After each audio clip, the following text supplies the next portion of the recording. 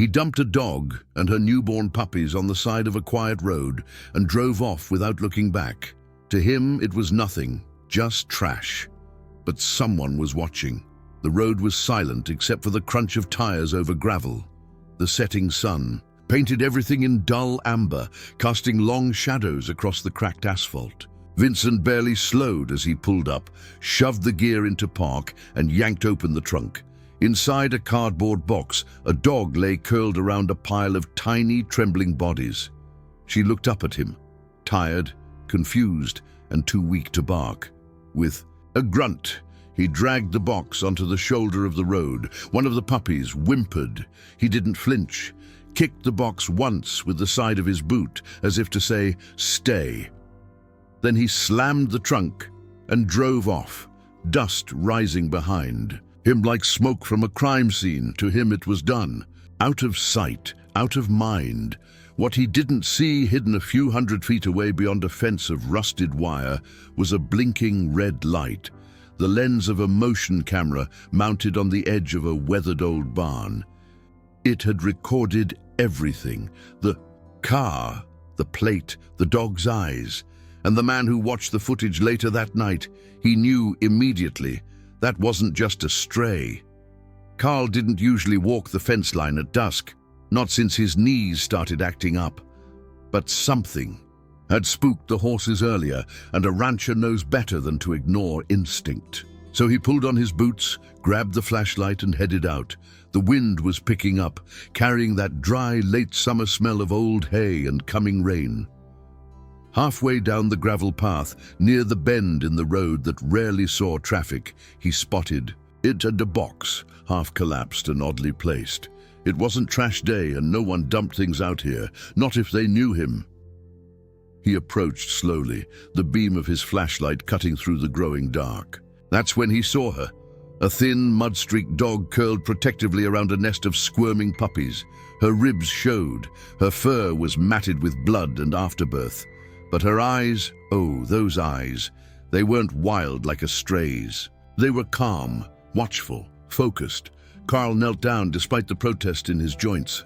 "Well now," he murmured, "what the hell happened to you?" The dog didn't growl, didn't flinch. She simply stared, as if evaluating him, deciding if he was a threat. The puppies made soft, hiccuping noises beneath her. Carl could feel the cold radiating off them, too young to shiver, too new to understand what had been done to them. With gentle hands, he lifted the box and carried it back toward the barn. The dog didn't resist, but she didn't relax either. She kept her head up the whole time, scanning the horizon like a soldier on patrol. Carl had rescued animals before, strays, runaways, once even a goat with a bullet in its leg. But this was different.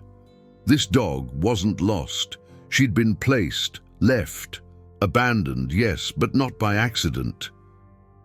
He set the box down inside the hayloft and covered it with an old wool blanket.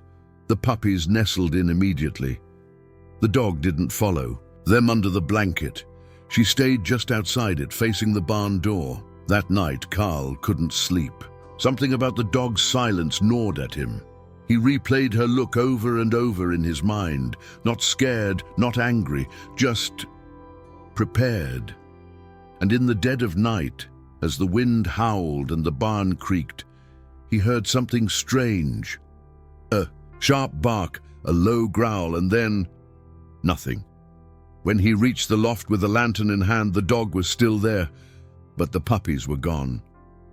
Carl stood frozen, the lantern's flame flickering against the old barn walls. The box was empty, no pups, no blood, no sign of struggle. Just a blanket, still warm to the touch. He looked at the dog. She was sitting beside the box, calm as ever, tail wrapped neatly around her paws. She met his eyes again, and this time, Carl noticed something unsettling. She wasn't confused. She wasn't even looking for them. She was waiting. Carl scanned the barn, heart pounding now. He climbed the ladder to the upper loft, checked the stalls, called out softly. But nothing. Just whined through cracks in the wood and the low rhythmic creak of the weather vane. No paw prints in the dust, no whines, no movement. He came back down and knelt in front of her. "Where are they?" he whispered. She blinked slowly, then turned her head toward the barn door. Not toward the box, not toward him. Toward the outside, as if the answer was no longer here.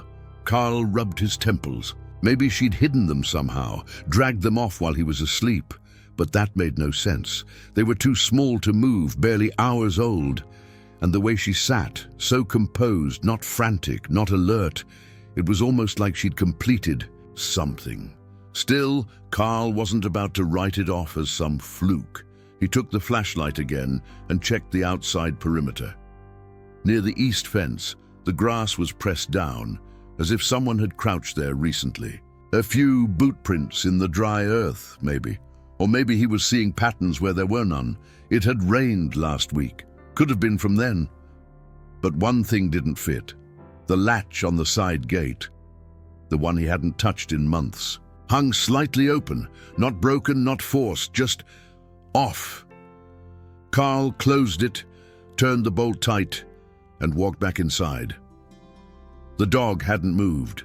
That night, he double-checked every door, left the porch light on, even set out a trail cam just in case. And still, long past midnight, he couldn't shake the image. Newborn puppies, gone without a sound. A dog that didn't chase them, and boot prints near a gate that should have been locked, then just before. Dawn, the trail cam blinked.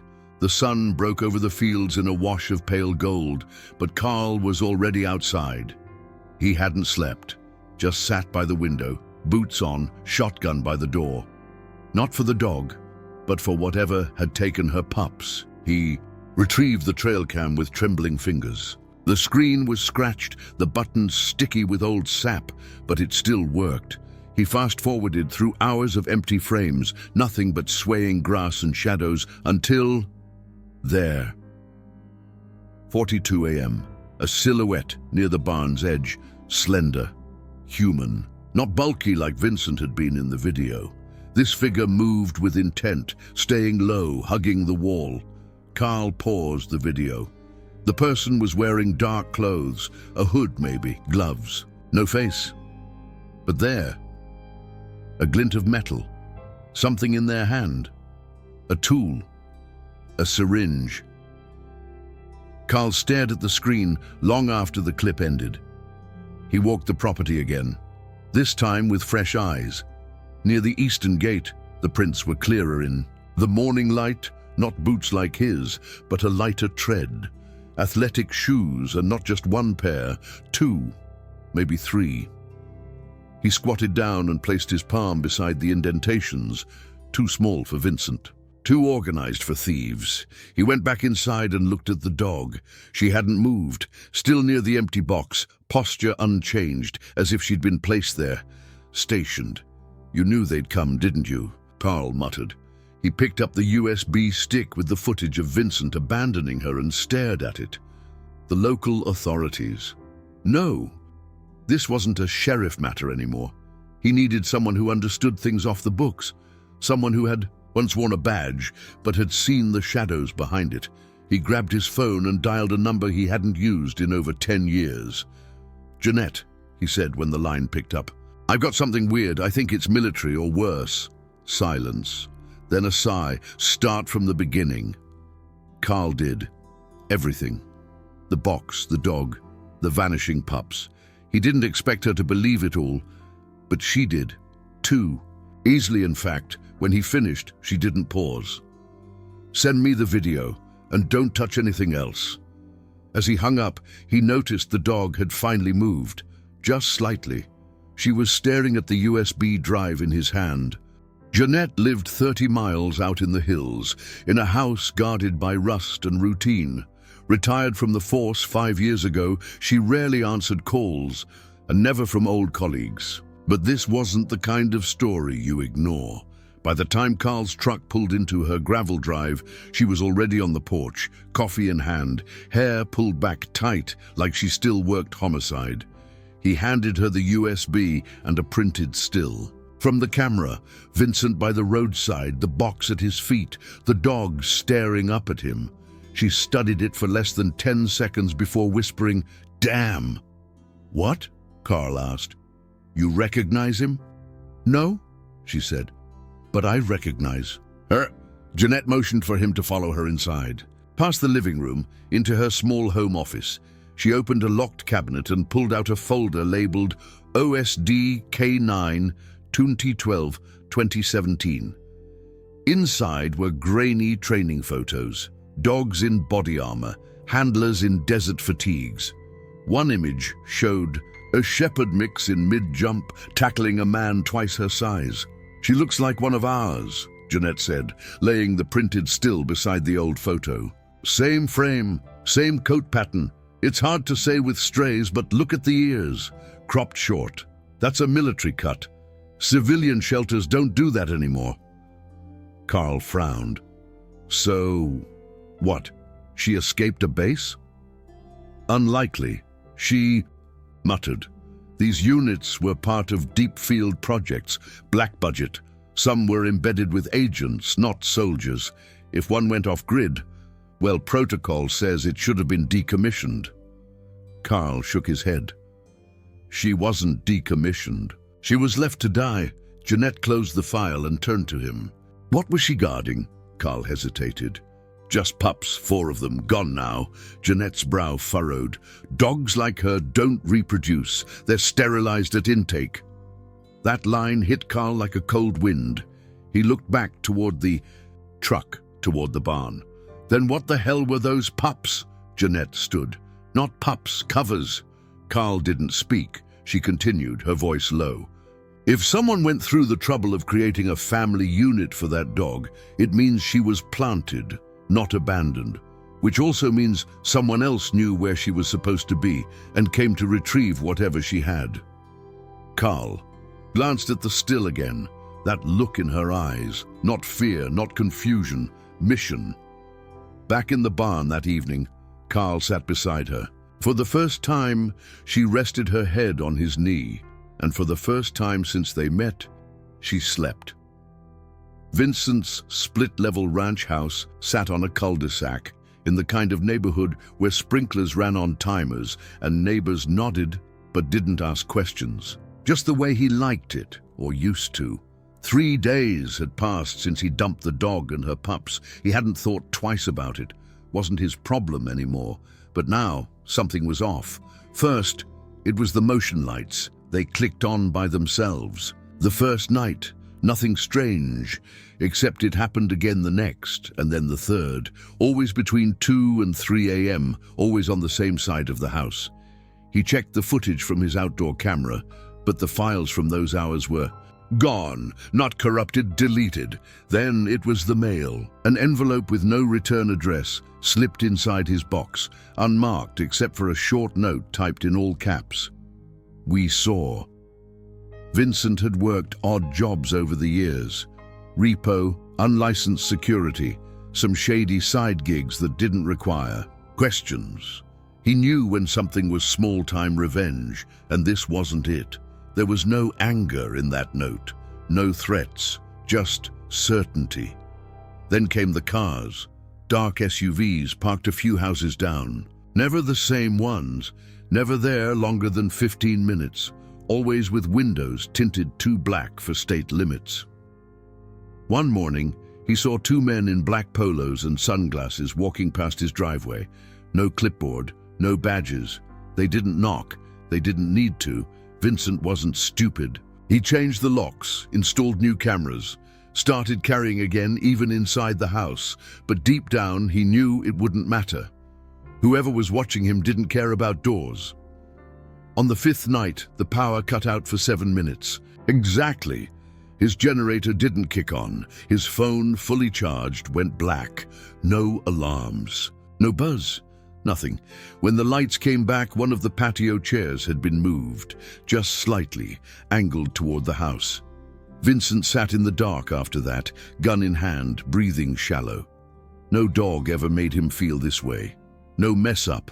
No gig gone wrong. He dumped an animal, that's all, right? Then just before sunrise, a soft knock echoed from the front door. 3 taps, no rush, no hesitation. Vincent didn't move, not at first. But deep down, he knew they weren't here to ask questions. They already knew the answers. Vincent stood still, gun gripped tight, pulse thudding against the hollow of his neck. The knock hadn't come again. No doorbell, no pounding. Just 3 precise taps, like someone was checking if the house was still breathing. He moved slowly, careful not to make a sound. Through the peephole, nothing. No one on the porch, no shadows shifting beyond the frosted glass. Then he noticed it.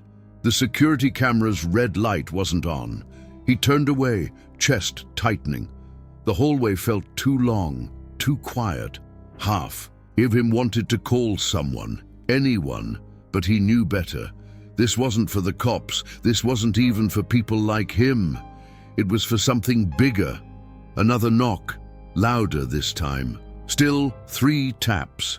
Vincent cursed under his breath and opened the drawer near the door, pulled out a second pistol, tucked it into the back of his jeans. Then, slow and steady, he opened the door. 3 people stood there. 2 men in charcoal grey jackets, clean-shaven, no expressions. Between them, a woman, older, poised, holding a small black case. None wore badges, none gave names. "We need to come in," the woman said calmly. Vincent hesitated. "Who the hell are you?" "We're not here for you," she said. "We're here for what you touched." He didn't move. She stepped forward. "You made contact with Asset Delta 7. You compromised its cover. The consequences of that are..." She paused, eyes narrowing just slightly. "Not negotiable." Vincent scoffed. "It was a dog." That word made the taller man shift, almost imperceptibly. The woman didn't blink. Asset Delta 7 was part of a protection vector tied to classified containment. The subjects it was embedded with have been extracted. What remains is a breach. Vincent laughed nervously. "I don't know what that means." "No," she said, "but you will." Behind them a car idled. Another black SUV, no license plates, no markings. She opened the case she held and revealed nothing. It looked empty. But Vincent felt something. A sharp ache behind his eyes, a flicker of dizziness. A sound like a radio just beyond hearing. He staggered. "You will come with us now," she said, as the 2 men stepped forward. Vincent didn't argue.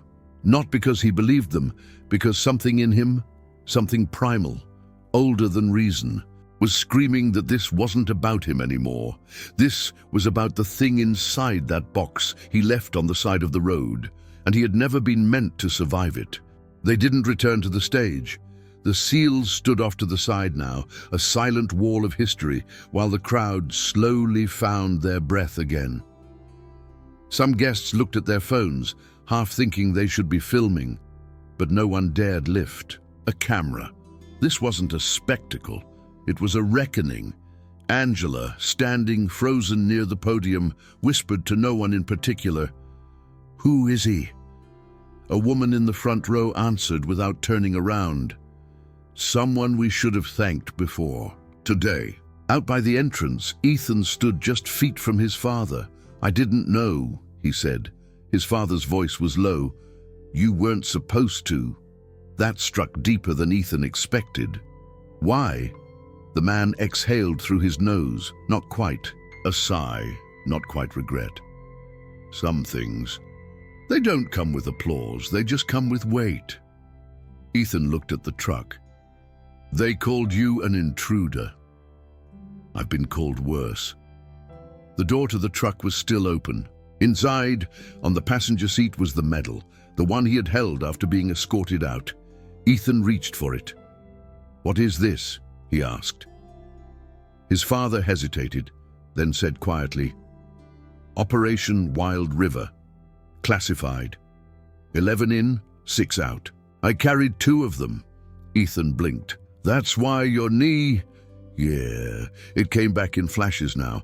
How his dad always stood with a slight lean, how he never sat too long in one place, how the sound of helicopters on TV always made him flinch just slightly. "Why didn't you ever tell me?" His father looked straight at him. Because I didn't want you to carry it too. Ethan felt a knot rise in his chest. But I wanted to know you. You do, his father said, eyes softening. Right now, right here. Behind them, the seals remained watchful. One of them, the oldest, had begun to cry silently. His hand was on his chest, where his dog tags used to rest. Another stared at the ceiling, blinking fast, willing the tears back. They weren't mourning, they were remembering. And for the first time in a long, long time. So was the man they followed. Jeanette didn't sleep that night. She sat at Carl's kitchen table with a satellite phone and a stack of files pulled from the back of her SUV. Documents most people didn't know existed, and fewer were ever. Meant to read, the phoenix symbol on the chip had triggered something in her memory. It wasn't military, not exactly. It belonged to a defunct program buried under 3 layers of black budget. It was called Project Sentinel. 10 years ago, a covert intelligence unit embedded trained K-9s with human operatives in volatile zones. Where digital surveillance was too risky, the dogs were more than companions. They were carriers of memory drives, biometric traces, biological data. They were trained to protect, conceal, and if necessary, vanish. Only one mission had ever gone dark without explanation. Sentinel Delta 7, no retrieval. No remains, no closure, Jeanette muttered, flipping through old logs. The handler was presumed dead, the dog untraceable, until now. Carl listened quietly as she pieced it together. So she carried this data all this time? Jeanette nodded. She was the contingency. When the agent was compromised, the protocol would have triggered a fallback. She went dark, hid the data, protected the area. But the puppies, they weren't hers, Jeanette said. They were bait, decoys, something to anchor her, disguise the mission, probably implanted in her cycle pharmacologically. We used to call them behavioral shrouds. Carl exhaled slowly. Jesus, she's been out there for years. Probably moved from place to place, never far from where the handoff was supposed to happen. He looked toward the barn, where she now lay beside the empty box. Quiet, still alert. And Vincent? Carl asked. Jeanette frowned. Wrong man. Wrong time. But his actions forced her into a new phase. Protocol likely interpreted abandonment as a breach. That's why she didn't resist. She knew it would trigger pickup. Carl sat back. So those unmarked SUVs, they weren't hunting him. No, Jeanette said. They were watching her, waiting to see if she completed the loop. And did she? Jeanette looked down at the canister in her hands. She didn't just complete it. She buried it, guarded it, and delivered it. Alone. There was silence between them, heavy and thick. Then Jeanette added softly, "No human asset ever lasted that long in the field, not without cracking."